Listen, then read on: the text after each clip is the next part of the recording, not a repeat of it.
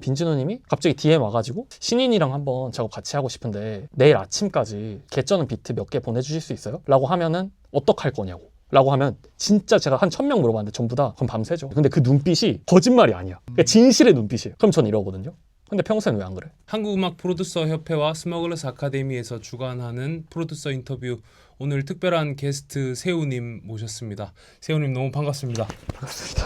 반갑습니다. 네. 간단하게 네. 그래도 자기소개 한번 부탁드리도록 하겠습니다. 아, 네. 안녕하세요. 저는 세우라고 하고요. 네. 프로듀서랑 사운드 엔지니어, 디렉터, 그리고 유튜브를 운영하면서 살고 있습니다. 오늘 모시기 힘든 게스트를 모셨고, 그리고 또 저희가 유튜브로 치면 너무 소형 채널인데 대형 아유, 아닙니다. 저 멀었습니다. 유튜버 분을 네. 모셔서 일단 너무 영광이라는 말씀 먼저 드리고 싶고, 네. 최근 근황 좀 여쭙고 싶습니다. 아, 네. 최근에 일단은 결혼을 했고요. 네. 너무 축하드립니다. 아, 감사합니다. 사실 그것만 해도 되게 바빴어가지고, 네. 결혼을 잘 마무리하고 이제 올해 음악적인 활동이나 여러 가지 프로젝트들 좀 구상하고 이제 좀 발돋움을 하려고 이제 준비 중입니다. 최근에 준비하고 계시는 작업이나 이런 게 또 네. 너무 궁금한데 아, 네. 혹시 조금 말씀 주실 수 있는 부분도 있으실까요? 네, 전 다 말할 수 있는데요. 일단은 제가 이제까지 해온 거에서 가장 큰 변화는 사운드 엔지니어링의 작업이 올해부터는 뭐 지금까지 하고 계신 분들은 봤는데 이제 한 2분 정도 있거든요. 네, 메이저 아티스트인데 2명 하고 나서는 올해는 안 나올 것 같아요. 네, 그래서 이제 좀 더 엔지니어로서의 커리어를 쌓기보다는 이제는 좀 프로듀서로서 트랙메이커로서의 커리어를 쌓는 거에 좀 오래 집중을 해보고 싶고 그거 관련해서 이제 틸이라는 신인 R&B 아티스트가 있는데 그 아티스트랑 같이 합작으로 이제 앨범이 3월에 나와요. 3월 말에. 그게 멋있네요. 네. 네. 그게 이제 첫 번째 앨범이 될 것 같고 그리고 나머지 4개의 앨범이 조금 더 나오는데 네. 하나는 제 그냥 개인적인 개인 앨범. 근데 그거는 그냥 음악적인 거에 조금 더 제 음악적인 세계관을 보여주는 앨범이고 두 번째도 이제 제 앨범인데 통상적으로 플레이어들 피처링 받아서 하는 좀 상업적인 좀 더 대중적인 그런 앨범이 될 것 같고요. 그리고 이제 세 번째는 세우인 유네이 앨범이 될 것 같고 예. 그리고 네 번째로는 이제 FS040부디라고 제가 예전부터 이제 뭔가 예술적인 어떠한 퍼포먼스를 하고 싶어서 만든 팀이 있어요. 만든 건 되게 오래됐었는데 거기 이제 소속돼 있는 친구들이 뭐 지금 잘하고 있긴 한데 뭐 오카시의 뭐 라프산두라던가 네.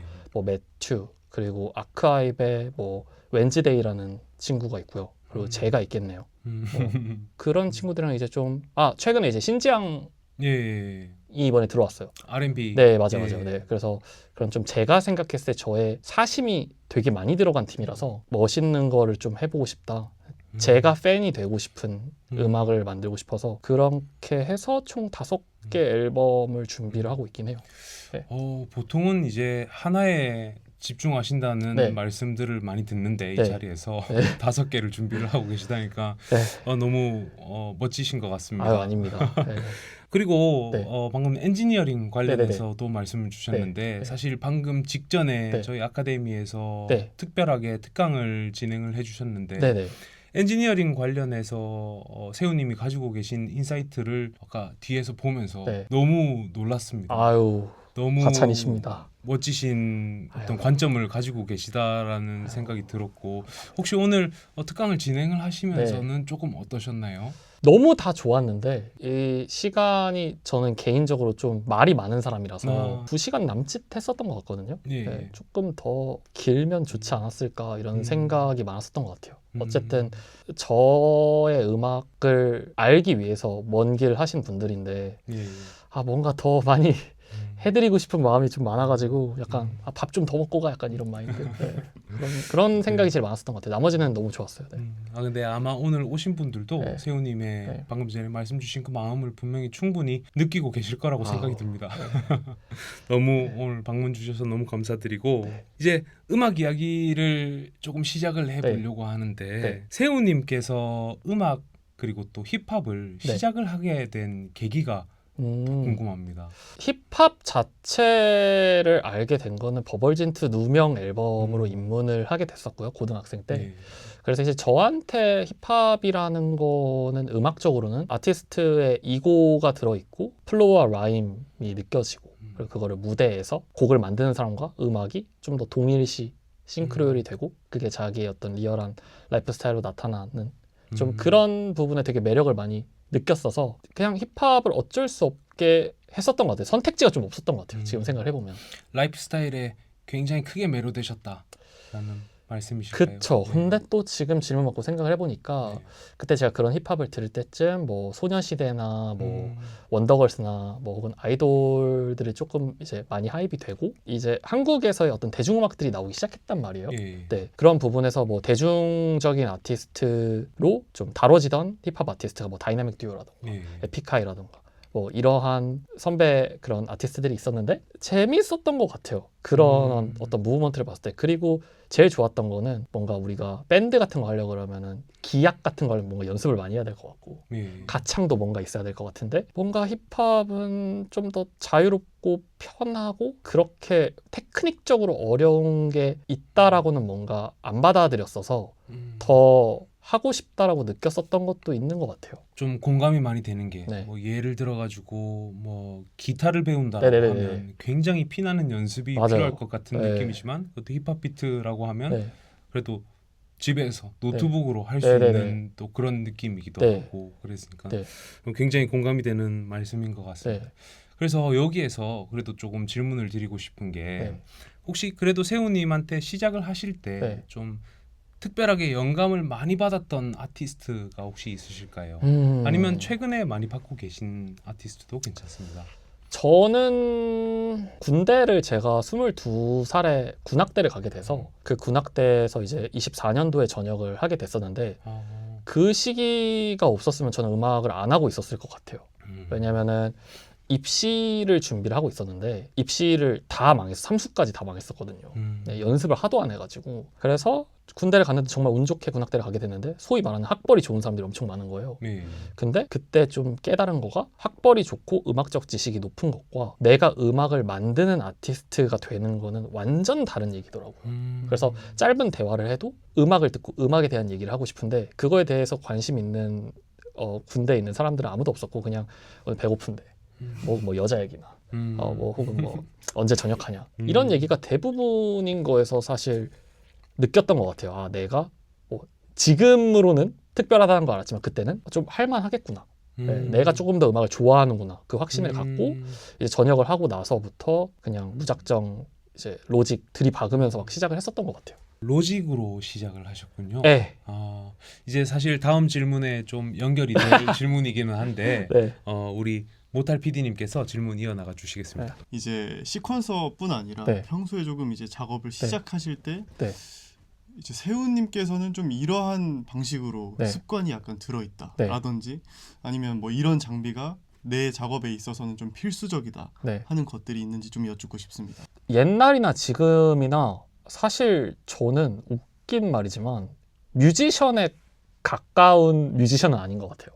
제가 생각하는 뮤지션은 진짜 음악을 다루는 거를 뭔가 좋아하고 뭔가 심취해 있는 사람인데 저는 음악을 다뤄야 되니까 다루는 거에 가깝게 접근을 했던 것 같아요. 이게 무슨 말이냐면은 기획을 하는 단계라고 하죠. 그러니까 뭘 만들지에 거의 99%를 신경을 쓰는 것 같아요. 그래서 로직이 됐든 뭐가 됐든 그런 건 상관이 없고 그런 거는 언제나 바뀔 수 있다는 건 이미 알고 있었고 그저 내가 머리로 어떤 곡을 만들어야겠다라는 구상을 하는 거가 더 그런 디렉터에 가까운 실력이라고 좀 생각을 해왔던 것 같아요.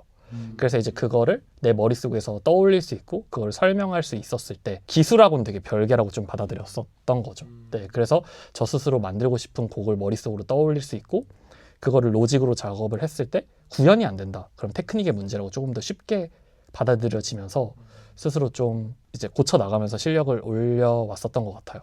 프로듀서로서의 어떤 관점에 대해서 또 말씀을 주시는 것 같아요. 네, 맞아요. 네, 왜냐면은 저는 원래 힙합 뭐 비트메이커란 단어가 없었을 때부터 음악을 하려고 했었어서 저한테는 작곡가에 더 가까운 형태라고 보면 될 것 같고 제가 생각하는 작곡가는 일반인한테 얘 이런 곡을 줘야겠다 라는 걸 뭔가 핏을 짜주는 어떤 역할이라고 생각을 해왔었거든요. 예, 근데 이제 힙합 음악을 많이 만들어 오니까 어떤 비트메이커의 형태가 띈 거지, 종합적으로는 제가 지향하는 거는 제가 컴퓨터 앞에 앉아있지 않아도 어떤 음악적인 관점의 역량이 되게 높은 사람을 지향을 해왔었던 것 같아요. 이 부분에 대해서 저도 되게 공감이 가기도 하고 네. 사실 많은 프로듀서가 되고 싶어 하시는 분들 네. 그리고 프로듀서로 활동을 하시는 분들도 꿈꾸고 계신 분들도 많지만 네. 그게 막상 그런 어떤 작업들이 평상시에 많이 진행이 된다든지 하는 경우는 네. 잘 없는 것 같아요. 특히나 이제 뜻대로 되는 경우는 네네. 되게 저는 어려운 부분이라고 생각이 드는데 네. 세훈님께서는 그러면 그런 기획적인 관점에서 접근을 하실 때 좀 네. 자주 사용하는 방법이 있으신지 궁금합니다. 저는 제 능력을 알거든요. 제 능력은 없어요. 제가 맨날 그 가르치는 친구들한테 얘기할 때 나는 음악적 능력이 되게 많이 떨어졌었다, 지금도 떨어진다고 생각을 한다, 이렇게 얘기를 하는 게 말이 안 되는 소리가 아니라, 저는 인간은 적응을 하잖아요. 그러니까 그 적응력이 제가 높다라는 거를 깨달았거든요. 그래서 음악을 만들어야 되는 환경에 놓이는 걸 더 연습을 했었던 것 같아요. 그래서 제가 처음으로 시작했었던 프로젝트 관점이 세우인 유네이라는 이제 유네이랑 같이 하는 그 합작 R&B, PB R&B 앨범이 있었는데, 그걸 만들게 된 계기도 내가 되고 싶은 작곡가라면 음악을 안 하는 친구를 데리고 정규 앨범급은 만들 수 있어야 된다 라는 생각이 들어서, 처음에는 이제 유네이가 음악을 안 하고 있을 때라 목소리만 좋았고 사운드 클라우드에서 그냥 커버곡만 불렀었거든요. 그래서 그 친구 데리고 앨범 내가 총괄로 해가지고 만들어보자 했는데, 제가 아까 말했던 음악적인 기질이 아니라 그냥 저의 기질 자체가 그 쪽팔리기 싫어하고 뱉은 말에 좀 책임을 지키고 싶어하는 기질이 굉장히 센 거를 알고 있어서 어쩔 수 없이 한 그런 거예요. 그래서 제가 환경이 만들어지지 않으면은 음악 작업을 안 하는 버릇도 있어요. 그러니까 명분이 없는 곡을 안 만들어 와서 뭐 가끔 가다가 뭐 남는 곡 있어요 하면 저는 없거든요. 그래서 어떤 아티스트랑 무언가를 하기로 해야지만 어떤 곡 작업을 그제서야 하기 시작하고, 그러면서 뭔가 어떤 상황이든 적응하는 능력이 높아야 된다라고 스스로 뭔가 생각을 해왔었나 봐요. 그래서 그 이후에 릴체리라는 아티스트를 알게 되고 그럼 내가 총괄 앨범을 만들고 이제 위더플럭이라는 그런 크루도 만들어보자 해가지고 좀 만들고, 이제 그 다음에 뭐 스윙스 형도 총괄도 또 하고 뭐 컴필도 하고, 그냥 이런 식으로 안 해본 것들에 노출이 되면서 저 스스로를 성장을 많이 시켜왔던 것 같아요. 저 기억이 나는 게 모토로라가 너무 또 핫했었죠. 저는 너무 운 좋게 그때 세훈님이 정말 저는 영웅처럼 보였어요. 아유, 하찬이십니다. 이 사운드를 드디어 그리고 네. 정말 유니크했어요. 비주얼적인 부분들도. 네네네. 그럼 그 당시에 비주얼 디렉팅 쪽으로도 조금 참여를. 아니요, 그 부분은 저는 저가 미감이 없다라는 거를 100% 알고 있어서 미감 부분은 그냥 주변 아티스트한테 많이 넘겼고요. 사운드적인 부분만 이제 신경을 많이 써왔었던 것 같아요. 저희 프로듀서님께서 아마 질문을 하시려고 하셨던 부분이 일반적으로 네. 세우님의 그런 방금 전에 말씀 주신 작업 플로우에 테크를 타는 게 보통 시작하시는 분들이 하기가 좀 어렵다. 그래서 노하우가 좀 있겠냐라고 아마 말씀하신 것 같아요. 노하우가 있기는 합니다. 네, 제가 그 친구들한테도 많이 얘기를 하는 건데, 두 분 음악을 하셨으니까 제 말에 공감 많이 할 거예요. 그러니까 음악성이라는 거가 있냐라고 하면 그것 또한 묘하지만 음악 할 놈은 하거든요. 무슨 말인지 알죠? 이게 그러니까 결과론적인 건데, 음악으로 진짜 활동을 하고 있는 친구들은 그럴만 하니까 하는 거예요. 근데 그거를 알고 싶어 한단 말이에요. 시작을 하는 사람이 내가 음악을 할 깜냥인가 아닌가. 그래서 저는 이거를 웃기게도, 예를 들어서 저도 DM이 와요. 처음에 음악을 시작하려고 하는데 어떻게 되는지 모르겠다. 그럼 저는 이제 답장하거든요. 그거를 모르지 않고 알면 음악을 해도 된다. 이거 정말 명쾌한 답이시네요. 그러니까 그런 식으로 예를 들어서 내가 어떻게 해야 되는지 모르겠는 친구들이 있다면 조금 미안한 말이지만 모르니까 그 상태인 거예요. 그래서 그럼 이거 어쩌라는 거야? 뭐 모르는 거 해결할 수가 없어? 그러면은 뭐 지금 인터뷰니까 뭐 가설이니까 그런 걸 보고 좀 음악적인 재능이 낮다라고 필드에서는 판단하는 것 같아요. 그래서 이거를 많이 기르고 싶다면 저는 이렇게 비유를 많이 하거든요. 뭐 지금 비트메이킹을 하고 있는 친구들이나 뭐 플레이어가 있다고 쳐요. 그러면 항상 나는 연습실에 있고 작업실에 있고 아마추어다라는 세팅으로만 작업을 늘 해요. 이거를 깨부수는 어떠한 가설이 있는데 예를 들어서 이거예요. 스스로 뭔가 존경하는 플레이어가 있다. 예를 들어서 이걸 보고 계시는 분 중에서 음악을 막 혼자 하고 있거나 뭔가 잘 안 풀려요. 그러면 제가 한 그 가정이에요. 만약에 누가 있을까요? 뭐 빈지노님이 있다고 칠게요. 그럼 빈지노님이 갑자기 DM 와가지고 저 신인이랑 한번 작업 같이 하고 싶은데 혹시 뭐 내일 아침까지 좀 개쩌는 비트 몇 개 보내주실 수 있어요? 라고 하면은 어떡할 거냐고 라고 하면 진짜 제가 한 1000명 물어봤는데 전부 다 그럼 밤새죠. 그럼 저 무조건 밤새. 근데 그 눈빛이 거짓말이 아니야. 그러니까 진실의 눈빛이에요. 네. 저 그럼 미친 듯이 하죠. 그럼 전 이러거든요. 근데 평소엔 왜 안 그래? 그러면 이래요. 그러니까 내가 늘 준비가 돼 있다라는 건 내 실력이 높냐 아니냐가 아니라 늘 프로랑 작업하는 마음으로 지금 프로젝트를 만들고 있냐의 마음가짐인데 그 세팅만 되면은 실력은 늘 수밖에 없어요. 그래서 내가 컴퓨터 앞에 앉아 있는 게 돈벌이도 안 되고 뭐 안 되고 이게 그냥 애매한 게 아니라 가장 사치를 부리고 있고 이게 실전이라고 생각을 해야 되거든요. 근데 당연히 사람인지라 이제 가정을 진짜라고 믿으면서 하기 되게 힘들잖아요. 그래서 방금 제가 말씀드렸다시피 좀 더 현실적으로 판을 벌리고 그 판을 내가 책임질 수 있냐. 근데 만약에 이걸 책임질 수 없거나 내가 뭐 게으르거나 뭐 해가지고 뭔가 빠그러졌다. 그러면 냉정하게 재능이 없는 거죠. 네. 와, 저는 근데 방금 전에 말씀을 들으면서 왜 이렇게 사람들이 세훈님의 매력에 빠지는지 저는 방금 전에 옆에서 실시간으로 본 것 같습니다. 이게 세훈님 말에 너무 매료가 되고 또 공감이 되는 부분이 많으면서도 네. 또 관점이 또 하나가 열리는 느낌이었어요. 너무 이렇게 디테일하게 말씀을 주실 줄 몰랐는데 너무 감사드립니다. 아닙니다. 다음 질문으로 한번 네. 넘어가서 네. 그래도 세훈님께서 굉장히 오랜 시간 네. 활동을 하시면서 네. 이것을 나의 그래도 대표작으로 이야기를 하고 싶다 싶은 작품이 있으시다면 하나만 꼽아주시면 너무 감사드리겠고 그리고 또 그 대표작의 네. 어떠한 이유에서인지 비하인드까지 말씀 주시면 너무 네. 감사드리겠습니다. 아무래도 키드밀리 베이지 그리고 API 알케미 사이드 A를 빼놓을 수가 없는 것 같아요. 네. 그 시기에 제가 만들어놨던 사운드를 듣고 실제로 아티스트들한테 너무 좋은 반응이었어요. 네. 그러니까 약간 음악을 시작할 때 우리가 바랬었던 염원이 있잖아요. 그게 뭐냐면 음악을 잘하고 싶다. 근데 이 사람한테까지 연락이 온다고 하는 거가 이게 아예 안 친한데 연락이 와가지고 같이 작업을 하고 싶다, 이번 맡기고 싶다, 이거가 되게 엄청난 리스펙트잖아요. 그쵸. 근데 그런 것들이 이루어지는 거를 보고 내가 음악으로 결국에는 모르는 사람인데 설득을 시켰구나. 근데 그것도 사운드로 그게 저는 너무너무 기분이 좋았었던 때고 아티스트한테 연락을 받으신 것 같아요. 네. 그래서 혹시 그 비하인드를 혹시 말씀을 주실 수 있는지.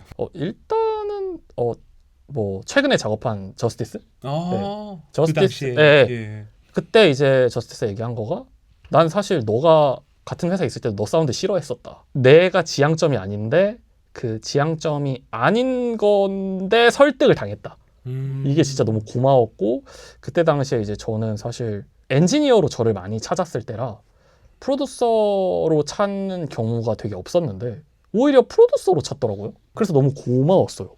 너무너무 고마웠어가지고 오랜만에 이제 다시 좀 프로듀서로 이런 식으로 해야겠다 해가지고 이제 리셋 좀 참여를 하게 된 거죠. 그래서 재밌게도 사운드를 보고 뭔가 만나서 작업을 하게 됐는데 결과적으로 이제 엔지니어링을 참여를 거의 유일하지 않을까요? 프로듀싱을 했는데 엔지니어링에는 참여를 안 한 앨범이 리신 것 같아요. 그래서 저도 많은 경험을 했고 사운드를 그냥 넘긴다라는 게 이런 느낌이구나도 많이 느끼게 됐었던 것 같아요. 세훈님의 발자취를 조금 쫓아가 볼 때 네. 엔지니어링을 할 때 음악을 대하는 관점이 네. 프로듀싱을 하는데 영감이 크게 되는 경우들도 많이 있을까요?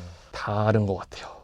왜냐면 아까 말했다시피 제가 생각하는 프로듀싱은 뭘 만드냐 거의 90% 이상이고 뭘 만드냐가 결정된 이후부터는 그냥 사운드의 어떤 덩어리라고 생각을 해서 그냥 분리가 돼 있는 것 같아요. 저한테 프로듀싱이란 기획에 거의 가까운 개념이고 그걸 비트 메이킹을 한다고 할지언정 마치 엔지니어링을 하는 것처럼 비트를 찍는 것만 같아요. 그래서 클라이언트들이 이제 보통 스템을 이제 보내주잖아요. 예. 그러면은 대부분 저를 찾는 클라이언트들은 제 색감이 묻길 바라면서 보내주는 클라이언트들이 좀 더 결과에 대해서 만족을 했었고 오히려 이제 좀 명성만 보고 맡겼는데 내 거를 리터칭을 너무 많이 안 해 하면은 이제 리콜 주문을 되게 많이 하고 나중에 저를 안 찾았었던 경우가 되게 많았었던 것 같아요. 네, 왜냐면 저는 어쨌든 이고가 되게 세고 그런 식으로 이제 곡을 많이 만들어 왔기 때문에 네, 그래서 웃긴 말이지만 믹스 전과 후가 되게 많이 다른 엔지니어지 않을까 그렇게 생각을 좀 하긴 합니다. 믹스 엔지니어링 안에서도 이제 어떻게 보면 또 창작을 맞아요. 많이 네. 하시는 스타일이죠. 네, 그래서 네. 초반에는 너무 감사하게도 뭐 스윙스 형이나 뭐 키드밀리 같은 경우는 그 수고를 오히려 단점이 아니라 장점을 봐주셔서 뭐 저작권을 줬어요. 믹스만 했는데 너무 감사하더라고요. 거의 편곡의 범주에 들어가니까 그러다 보니까 그러면 네. 그때 그 이제 함께하는 네. 이제 동료분들께서 네. 엄청난 리스펙을 그쵸, 보인 그쵸. 거네요. 네. 그 그래서 저작권까지 이렇게. 네. 그래서 초창기 지금 기억나는 게 뭐 오슬라임 그러니까 그때 당시에 칠리놈이랑 성국이라는 프로듀서가 만든 로그인이라는 앨범이 있어요. 예. 그때 같은 경우에도 이제 저는 보컬이 예를 들어서 플랫하게 오잖아요. 예. 그럼 그거를 이제 하드 이펙팅을 통해서 뭐 딜레이나 뭐 연출이나 뭐 효과나 해가지고 하나만 보내줬는데 그거가 막 갑자기 트랙이 8개가 된다던가 15개가 된다던가 그런 식으로 계속 보컬로 연출하는 거를 되게 공격적으로 많이 해왔단 말이에요. 네, 그래서 이제 그런 부분을 원해서 맡기는 분들도 있고 근데 이제 들으시는 분들은 이제 모르는 거죠. 왜냐면 누군가는 플레이어단에서 그거를 기획을 해서 보내주는 경우도 있고 누구는 뭐 저처럼 엔지니어가 하게 되는 경우도 있는데 사실 엔지니어가 그것까지 한다는 제가 생각해봐도 편곡의 영역이라서 애매하지만 뭐 그냥 재밌고 좋은 음악 나와야 되니까 했었던 것 같아요. 최근에 이제 힙합 시장에 대해서 네. 좀 말씀을 드리고 싶은데 네, 최근에 유튜브 채널을 통해 가지고 또 이제 쇼미더머니 네네. 리뷰를 진행을 하면서 네. 또 쇼미더머니에 대한 네. 관점에 대해서 한번 말씀을 주신 적이 있는데 네, 그렇죠. 음악을 하는 사람들이 네. 어떤 미디어를 어떻게 바라보면 좋을지와 그리고 또 뮤지션들이 어떠한 애티튜드를 가지면 이 문화가 전체적으로 좀 성장할 수 있을지에 대한 인사이트를 한번 좀 들어보는 시간을 가져보고 싶습니다. 저는 딴 거는 몰라도 예를 들어서 미디어에 대한 어떠한 관점은 절대로 제가 왈가왈부할 수 있는 부분은 아니라고 생각을 해요. 네. 왜냐면은 지금 질문 자체가 제가 느낄 땐 되게 결과론적인 거라고 생각을 하거든요. 어려운 얘기일 수도 있겠지만 남들이 다 알고 있는 게 지금은 자본주의 시대잖아요. 네.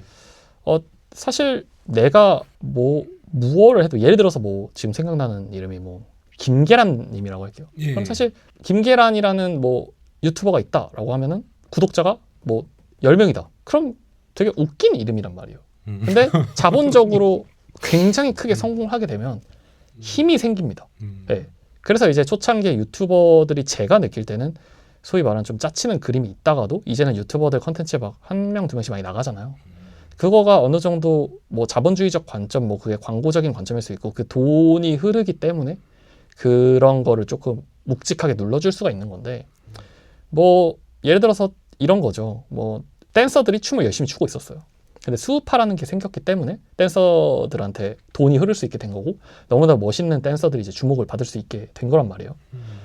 근데 누구는 어떤 프로그램은 갑자기 망하기도 하고 뭐 하기도 하고 그러니까 이게 미디어의 그 관점이라는 것 자체가 되게 결과론적인 거기 때문에 어떻게 왈가왈부할 수 있는 건 아닌 것 같아요. 그래서 어떤 덕션적인 측면이나 뭐 어떠한 뭐 태도로 미디어를 바라봐야 된다던가 뭐 이런 거는 저는 진짜로 케이스 바이 케이스라고 생각을 하고 조금 디테일하게 말씀드리면 그걸 통해서 내가 이득을 보고 있거나 내가 멋있다고 생각하면 너무 좋은 거고 내가 불편하거나 마음에 안 들면은 뭐 싫은 프로인 거겠죠. 네, 그냥 그 이상 그 이하도 아니라고 생각해요. 그래서 저는 뭐 그렇게까지 좀 소규모로 좀 어떤 반응이 있을 줄 몰랐는데 실제로 제가 제 메인 유튜브 채널에 올린 것도 아니었거든요. 그냥 무편집 올리는 구독자 별로 없는 채널에 올린 거였는데 막 사람들이 좀 관심 있게 봐주셔가지고 근데 그런 것들이 제가 누구한테 어떤 메시지를 전달하기 위해서 한 게 아니에요. 그냥 개인적으로 느낀 감정이 표출이 된 것뿐이라 어떤 웨이브나 흐름이나 막 우리 조커 보면 그거 있잖아요. 그냥 조커가 빡쳐가지고 그냥 죽인 건데 아 이게 무슨 의미가 있다. 와 뭐 그러니까 그렇게 대단한 게 아닙니다. 네. 그래서 저는 미디어는 결국에는 되게 순수한 거라서 영향력 싸움, 뭐 파벌 싸움이라고 한다면 지금 미디어에서 가장 노출되고 있는 사람, 가장 많이 노출되고 있는 사람이 엄청 멋있는 사람이다라고 하면 미디어는 너무 멋있는 거가 될 거고요. 안성재 셰프님처럼요. 만약에 지금 미디어가 엄청나게 노출되고 있는 사람 중에서 누군가의 가치관에서 정말 멋없고 뭔가 구린 걸 하는 사람이다라고 하면 미디어는 멋이 없는 거겠죠. 그렇기 때문에 이거의 특성에 대해서는 제가 어떻게 얘기할 수는 없는 것 같아요. 때와 뭔가 시기가 있지 않을까 생각을 합니다. 네, 방금 전에 말씀을 들으면서 사람들의 어떤 폭발적인 반응이 또 일어났었던 게 네. 세우님의 어떤 인간적인 면모가 네. 드러나서가 아닐까. 그렇죠. 그냥 그렇게 또 생각이 듭니다. 개인적인 그냥 리액션이었는데 평소에도 혹시 주변에 네. 뭐 후배분들이나 네. 아니면 어떤 동생분들을 많이 서포트를 하고 계시. 그쵸. 네, 많이 하고 있죠. 정말 그 영상을 보면서 좀 마음이 네. 따뜻해지는 그쵸. 경험을 분명히 했었었고 네. 또 세우님께서 그런 어떤 파장을 그래도 한번 만들어 주신 게 네. 저런 사람이 있으니까 나한테도 마음에 좀 위안이 된다. 네네. 이런 느낌이 좀 있었어요. 네. 이렇게 따뜻하게 생각하는 사람이 있고 네. 그런 현상에 대해서 이렇게 네. 진정성을 꺼내서 네. 보여줄 수 있는 사람이 네. 존재하는구나. 그걸 아는 것만으로도 네. 뭔가 조금 힘이 나는 저는 그런 경험을 하였습니다. 너무 네, 이 감사한 자리를 빌어서 말씀이네요. 감사하다는 말씀 드리고 싶습니다. 아닙니다. 진짜 감사한 게 아니라 네. 이제 다음 질문으로 조금 여쭤보고 싶은 내용으로는 확실히 조금은 아까 이야기해주신 비트메이커보다는 기획자의 관점에서 음악 시장을 조금 바라보시고 네. 개인적인 활동들을 이어나가시다 보니까 조금 다른 답변이 나오는 거를 저는 내심 지금 기대하고 있는 질문입니다. 네. 최근 뭐 국내외 그리고 전반적으로 어떤 유행이라는 네. 키워드가 네. 사실 음악 시장뿐 아니라 제 개인적으로는 힘을 조금씩 잃어가고 있다라고 생각을 하는데 어떤 전폭적인 사운드적인 유행이나 그런 것들이 많이 사라진 부분들이 없지 않아 있다라고 저는 개인적으로 좀 느끼고 있습니다. 네. 이 부분에 대한 생각이 일단 궁금하고 네. 세훈님께서 생각하시는 이런 방향의 네. 사운드가 앞으로 조금 더 뭐 뉴웨이브라면 뉴웨이브가 될 것 같다 하는 부분들이 있는지 좀 여쭙고 싶습니다. 일단은 유행에 대한 거는 저는 음악에 대해서 생각을 할 때 꼭 음악적으로만 생각을 하고 있지 않거든요. 오늘날에는 모든 어떤 유행이라고 하는 그 키워드 자체가 뭐 두쫑쿠 같은 걸 제외하고는 점조직처럼 발전이 되고 있는 것 같아요. 그러니까 알고리즘 때문이라고 전 개인적으로 생각을 하는데 알고리즘의 장점은 나랑 비슷한 것만 계속 보여준다지만 바꿔 말하면 내가 관심 없는 거에 대해서는 노출이 안 된다 이기도 한 거기 때문에 집요하게 그 점조직적으로 그 소수한테는 좀 진하게 무언가가 나오지만 결국에는 그 점들을 하나로 묶어서 관심을 갖게 하기에는 힘을 잃어가고 있지 않은가 이거라고 생각합니다. 우리 어렸을 때만 생각을 해도 뭐 직장을 가든 학교를 가든 그냥 친구들이 야 오늘 아침에 뭐 했냐가 다 똑같은 걸 보고 와요. 뭐 개그 콘서트가 됐든 뭐 무한도전이 됐든 그렇기 때문에 내가 말을 안 해도 야 이걸 몰라? 라는 게 이제 가능한데 뭐 사실 다 알고 있는 거지만 뭐 100만 유튜버가 이 세상에 얼마나 많아요. 근데 내가 알고 있는 100만 유튜버는 뭐 몇 명 안 된단 말이에요. 네. 그 중에 하나도 이제 제가 통새우 채널을 유지하면서 되게 재밌는 경험을 한 거가 이제 구독자가 7만 정도 되는데 음악을 안 하는 사람은 저를 아예 못 알아봐요. 근데 제가 요즘에 이제 업계일 하려고 좀 막 미팅도 다니고 뭐하고 하면은 업계 사람들은 이제 미팅 끝나고 잘 보고 있습니다 라던가 콘서트장 가면은 저를 많이 알아본다던가 혹은 좀 뭐 테일러샵이나 뭐 혹은 편집샵이나 이런 데서는 다 저를 알더라고요. 그러니까 이게 너무 재밌는 경험이었어요. 어찌됐든 제 컨텐츠가 뭐 도파민류는 당연히 아니고 음악을 실질적으로 소비하는 사람들을 타겟으로 만든 컨텐츠다 보니까 그런 사람들한테 조금 더 강하게 저라는 사람이 프렌들리하게 다가오고 있구나를 좀 크게 느꼈었던 것 같아요. 이것도 저도 말로만 들었지 알고리즘에 의해서 어떤 하이비 근데 이거를 제가 실질적으로 경험을 하고 나니 느낀 점이기도 해요. 그래서 재밌지만 음악을 하는 사람 입장에서는 저나 제 친구인 룩삼이라는 그 유튜버가 있는데 그 친구는 이제 알고리즘이 대중들이 타는 그 교집합의 알고리즘이 이미 탔단 말이에요. 막 윈터님 보면서 막 에이 이렇게 하는 거랑 뭐랑 뭘 해가지고 그렇기 때문에 룩삼을 모르는 사람은 없더라고요. 재밌게도. 근데 저를 모르는 사람은 너무 많아서 윤혜이랑 이제 결혼하게 되면서 어떤 기사가 났는데 룩삼 친구 새우 뭐 결혼 발표 뭐 이런 기사가 났더라고요. 그래서 그런 부분도 되게 좀 재밌고 지금 말씀하신 그 유행에 대해서 조금 더 이해를 하게 된 것 같아요. 근데 반대로 이 유행이라는 거가 누군가가 만들어 놓거나 어떤 미디어에서 노출시켰다고 되는 시대였다면은 이 방송이 한데 하면 모두가 그런 걸 볼 수 있겠죠. 근데 지금은 TV도 사실 잘 안 보고 선택적으로 내가 보는 것만 계속 보고 있잖아요. 근데 그 보는 거가 계속 알고리즘으로만 이제 노출이 되고 있기 때문에 없었던 거를 보게 한다라는 거는 오늘날의 유행을 만드는 건 넷플릭스가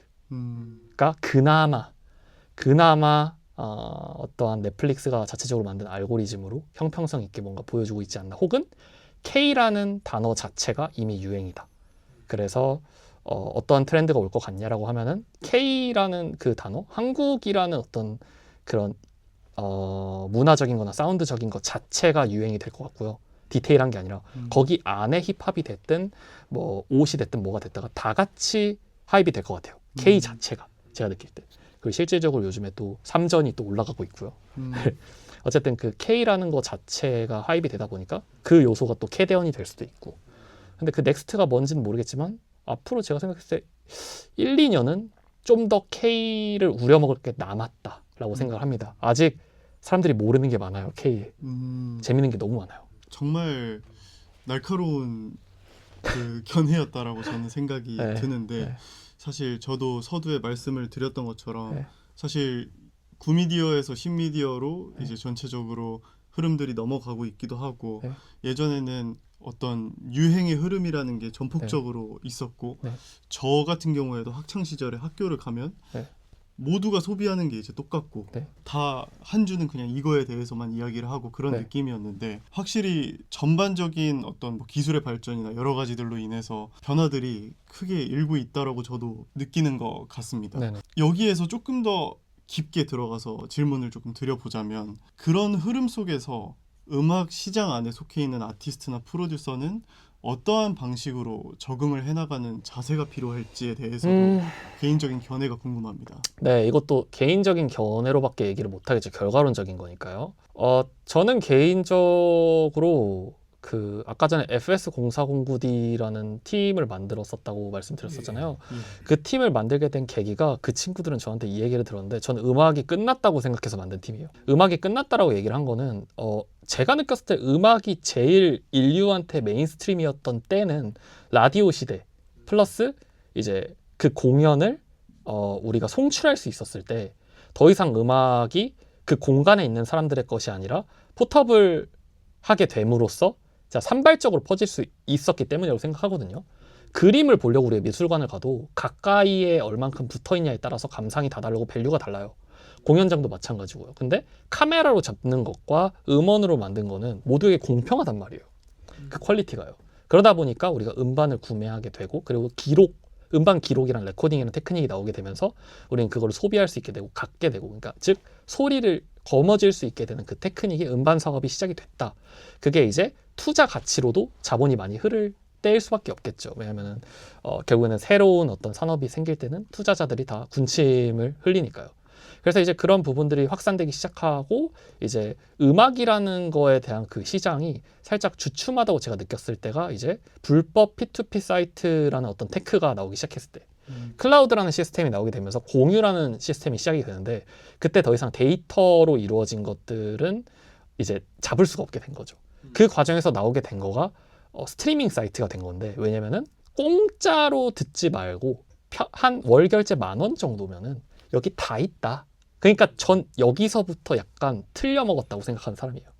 이게 그때 당시에는 울며 겨자 먹기로 그래 불법할 바엔 묶어서 들어서 우리가 수집을 하자지만 사실 불법이 성행하기 전에는 우리 음반 막 뭐 100만 장 팔리고 막 1000만 장 팔리고 그러면서 아티스트를 보고 싶고 음악을 듣고 싶으면 구매해서 뭔가를 들었어야 됐단 말이에요. 심지어 우리 때는 뭐 너무 옛날입니다. 싸이월드라고 있었는데 BGM을 쓰기 위해서 우리가 뭐 지금 인스타처럼 막 검색하면 나오는 게 아니라 사서 올려야 됐어요. 도토리. 네, 도토리로. 네. 근데 그런 문화가 저는 너무 당연하다고 여겼던 사람인데 처음 이 공유라는 테크가 발전하게 되면서 인류가 너무나도 이 범람하게 된 거죠. 솔직하게 얘기해서 막 프로그램 같은 경우도 막 불법으로 막 하면 막 하나에 60만 원짜리인데 뭐 P2P로 해가지고 막 설치하면 공짜래. 근데 그게 뭐 우리처럼 산업에 있는 사람한테는 치명적이겠지만 그냥 소비하는 사람 입장에서 그게 만약 퀄리티 차이가 없다면 어떤 선택을 할 것인가, 그리고 그 도덕적인 거에 대한 잣대가 없다면 이라고 하면 사실 예정된 수순이거든요. 그래서 이제 어떤 테크가 발전이 되고 어떤 그 산업적으로 좀 리스크가 있는 그 시스템이 뒤따라오는, 즉 창과 방패의 싸움이라고 생각하는데 그 방패가 이제 따라올 때 빨리 이 창을 막기 위해서 온 거가 전 스트리밍이라고 생각을 해요. 그리고 실제로 영화 산업이 잘 안 되고 있는 것도 넷플릭스인 그런 스트리밍 때문이고요. 그래서 유일하게 이거에 대해서 증거를 대라고 하면 게임 산업인데 게임 산업이 스트리밍이 다 망했어요. 게임을 좋아하시는 분들이 보면 알겠지만 스팀이라는 거에 들어가면은 스트리밍이 아니라 게임을 구매를 합니다. 그리고 두 번째, 저작권이 우리를 지켜주는 것 같지만은 결국에는 제가 통새우 유튜브를 하잖아요. 돈이 안 나와요. 왜? 저작권 때문에. 음악 저작권 네. 때문에. 근데 게임은 게임 그 유튜버들이 하면 돈이 나온단 말이에요. 그러니까 이게 2차 창작이 더 너네들이 벌어가 풀려 있는 상태인데 재밌게도 우리를 보호할 수 있는 2차 창작을 하는 그 저작권 시스템이 락을 걸게 되면서 음악 콘텐츠를 만들면은 너무 제약이 많고 뭐 가져오고 저작권 해야 되고 이러다 보니까 이제 표현이나 뭔가 재밌는 것들이 락이 걸리게 되는 거죠. 까다로우니까. 그리고 그거 대비 점점 다른 것들이 더 돈이 많이 되다 보니까 이쪽으로 뭔가 고개를 돌리기도 너무 힘들고요. 그래서 저는 너무 이해가 돼요. 그래서 음악이 끝났다고 얘기를 한 거예요. 돈이 안 돼요. 음악은 안 사라지겠죠. 근데 음악이 메인으로 옛날처럼 돈을 벌 수 있는 시대는 화장실에 앉아서 우리가 똥 쌀 때 아, 뭐 하지? 할 때 쇼츠 보지? 음악 듣진 않는단 말이에요. 근데 그 음악이 만약에 이거보다 재밌다면 음악의 시대가 오겠다. 에서 아이디어를 내서 시작하게 된 게 이제 통새우의 해체 분석이기도 합니다. 그래서 돈이 안 돼요. 해체 분석은. 그 새우님이랑 대화를 나누니까 네. 진짜 거의 영화를 한 편 감상하는 듯한 느낌이고 역대급으로 무거운 주제들과 많은 어떤 관점에서의 어떤 철학들이 나오는데 저 사실 너무 재밌게 들었고 이런 생각까지 했어요. 만약에 지구가 멸망한다면 새우님이 이 라디오 하나를 들고 이 전파를 송신해서 좀 살아있는 사람들에게 어떤 메시지를 전파하는 듯한 느낌이 들 정도로 저는 굉장히 너무 재밌게 들었고 그리고 또 새우님의 철학에 공감하는 부분들도 되게 많았었습니다. 그럼 이 부분에서 제가 좋은 소식을 한번 알려드리자면 해체 분석을 진행한 지 한 2년 정도 넘은 것 같은데 수익이 하나도 안 났습니다. 근데 최근에 드디어 유니버셜 해외 아티스트한테 광고가 들어왔어요. 축하드립니다. 미국에 있는 래퍼인데 이거를 해줄 수 있냐. 그래서 이제 광고비를 받고 이제 처음으로 진행이 되는. 그래서 제가 그린 게 이거거든요. 봐봐 얘들아. 결국 재밌으면 돈이 된다. 그러니까 축하드립니다. 이거를 뚫은 거예요. 제가 첫 사례로. 그래서 이게 되네? 를 좀 보여주면서 제가 아까 얘기했던 결과론적인 거 하고도 이제 맞물리면서 뭔가 돌파를 해 나가야죠. 뭔가 자리에 앉아서 찡찡대는 거는 뭐 누구나 할 수 있으니까요. 뭐라도 해야죠. 또 새우님의 생각을 저희 채널에 담을 수 있다라는 게 또 너무 영광인 부분인 것 같습니다. 제가 더 영광이죠. 너무 즐겁게 들었습니다. 이제 무거운 이야기들은 무겁다기보다도 조금 어떤 철학적인 이야기들을 많이 나눴으니까 조금 개인적인 질문을 한번 드려보고 싶은데 최근에 결혼을 하셨는데 시청자분들이 대부분 다 프로듀서들일 거라는 가정하에 저희 직군에서의 일을 하는 방식과 결혼이 어떻게 보면 또 되게 잘 맞을 수 있을 것 같다라는 생각도 조금 드는 것 같아요. 프로듀서로서 이제 결혼을 하게 되었을 때 이점이 어떤 부분이 있다고 느끼시는지 이런 부분 좀 궁금한 것 같습니다. 일단은 결혼을 하고 나니까 이게 챕터 2가 된 것처럼 아예 다른 관점으로 인생을 살아야 돼 버렸어요. 그리고 저는 약간 결혼을 이제 추천을 하는 사람으로서 어쨌든 저는 10년 연애를 하고 이제 결혼하게 된 거거든요. 그러니까 이게 막 어떤 환경적인 이유로 해야 되니까 한 게 아니라 진짜 좋아하는 사람이랑 하고 싶어서 한 거란 말이에요. 그러니까 이 부분에서 사실 음악으로 잘 안 돼도 좀 상관이 없을 정도로 그냥 저라는 사람에서의 삶이 너무 완벽해져 버려서 좀 빽이 생긴 느낌? 그러니까 어떤 느낌이냐면 뭐 음악적으로 악플이 달려도 그렇게 중요하지가 않은 느낌이 돼버렸어요. 네. 이게 일단 첫 번째로 너무너무 좋더라고요. 그리고 두 번째로는 뭐 어쩔 수 없이 이제 제 아내도 음악을 한 아티스트다 보니까 라이프 스타일 내에서도 뭐 음악적인 그런 얘기들을 많이 할 거 아니에요. 예. 근데 그게 꼭 아내가 뮤지션이 아니더라도 제가 직장에서 일어난 일들에 대해서 뭔가 리스펙트를 해주고 공감을 해주고 그 이해를 해주는 포지션이다 보니까 너무 좋더라고요. 그리고 또 같이 일도 많이 하잖아요.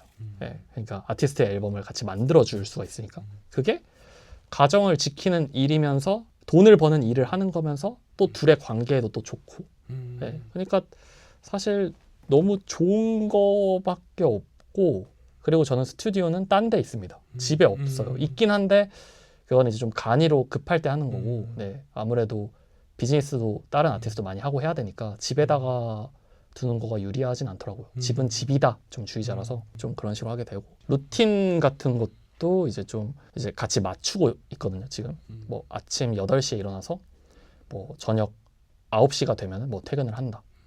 통상적으로 월요일부터 금요일까지는 그거 일단 루틴으로 받고 그 다음을 또 막 이제 막 자녀 계획도 세우고 일상도 뭐하고 이거가 그냥 너무 재밌는 것 같아요. 너무 좋아요 이거는. 근데 말씀을 하시면서 네. 일단 표정도 그렇고 네. 너무 행복해 보이세요. 네. 너무 부럽고 이 자리를 빌어서 다시 한번 너무 축하드립니다. 아유 감사합니다. 감사합니다. 네.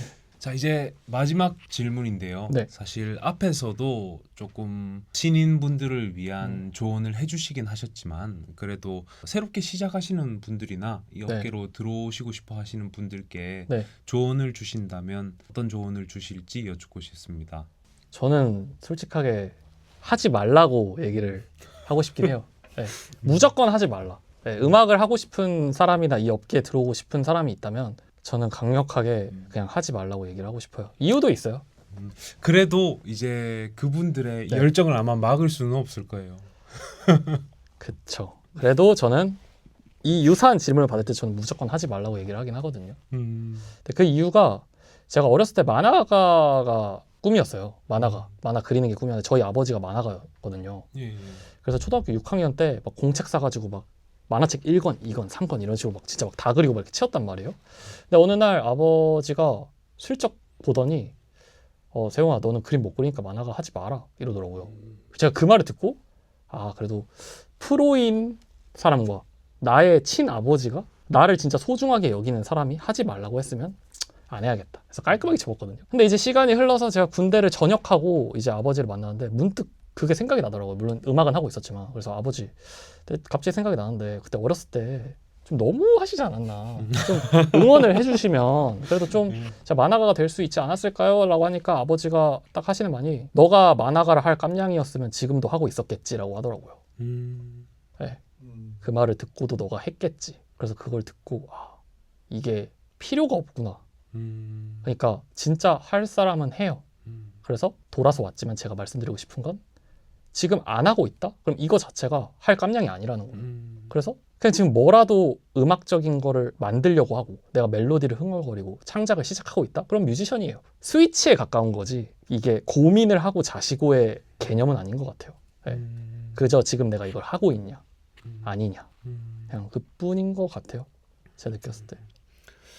근데 이게 그 현실적으로도 네. 굉장히 시청자분들에게 또 도움이 많이 될 부분인 것 같기도 하고 네. 그리고 또 진정으로 이 길을 계속 가야 될지에 대해서 조금 생각을 하는데 아주 중요한 척도가 될 수 있는 또 말씀이신 것 같아요. 맞아요. 왜냐면은 제가 친구들이나 동생들 가르칠 때 제일 마음 아픈 건 알잖아요. 올해 음악하면 제가 20살 때 음악하겠다고 한 친구들의 거의 98%는 다 접었어요. 그게 현실인데 이제 저한테 영향받은 사람이 어떠한 희망 때문에 끝까지 붙잡고 있다 결국 음악을 접는 그 그림을 볼 때 마음이 너무 아프거든요.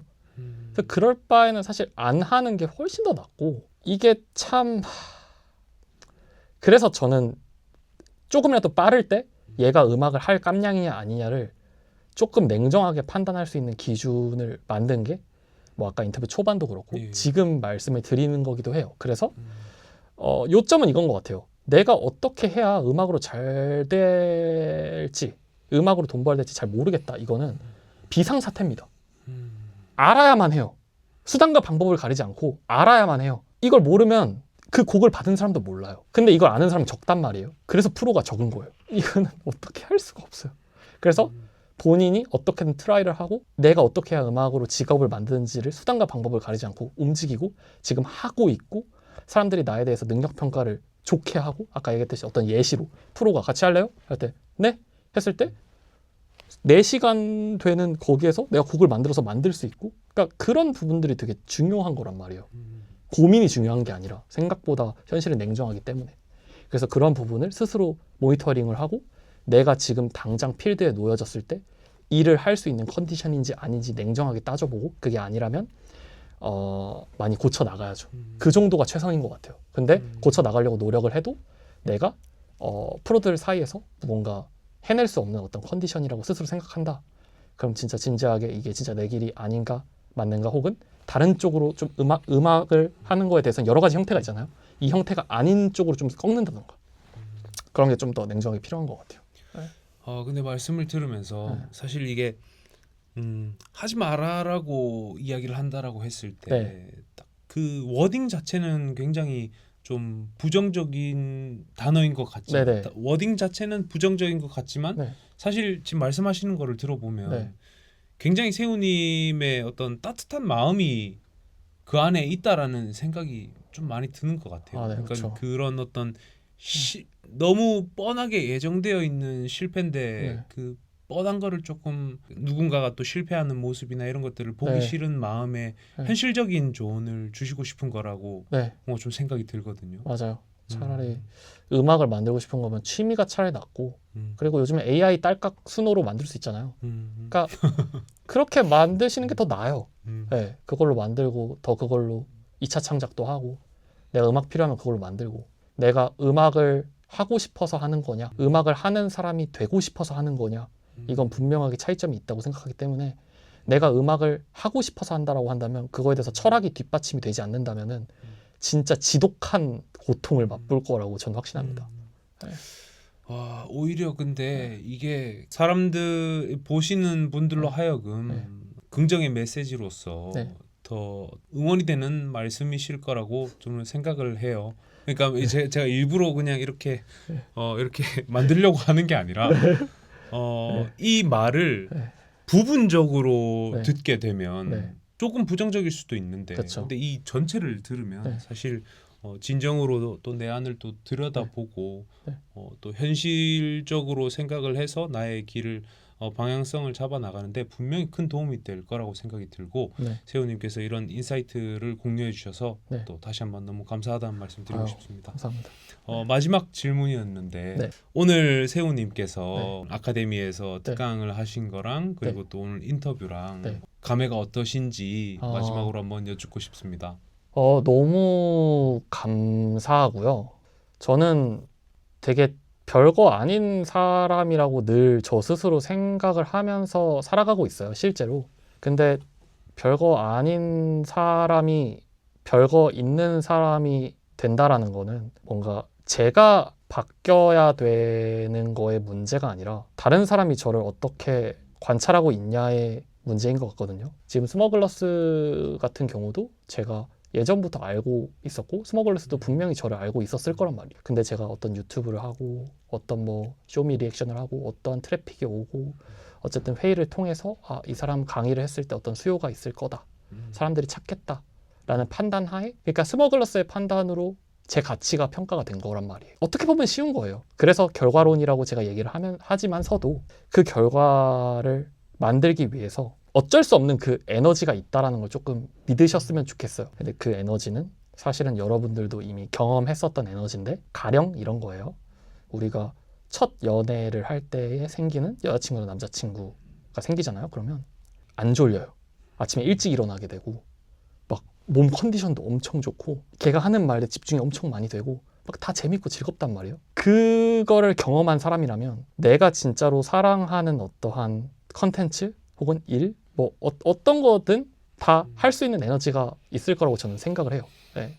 그래서 본인들도 나도 무언가에 빠져서 진짜 밤새면서 무언가를 했었다 혹은 할 거다, 뭐가 됐든 다 가능하기 때문에 이게 음악인 거를 다 떠나서 이런 얘기를 할 수 있는 자리를 만들어준 스머글러스도 너무 감사하고, 저를 보기 위해서 강의 신청해 주시는데 너무 감사하고, 더 잘해야겠다, 더 뭔가 더 대단한 사람이 돼야겠다, 뭔가 이런 생각을 더 많이 한 것 같아요. 너무 감사하네요. 네.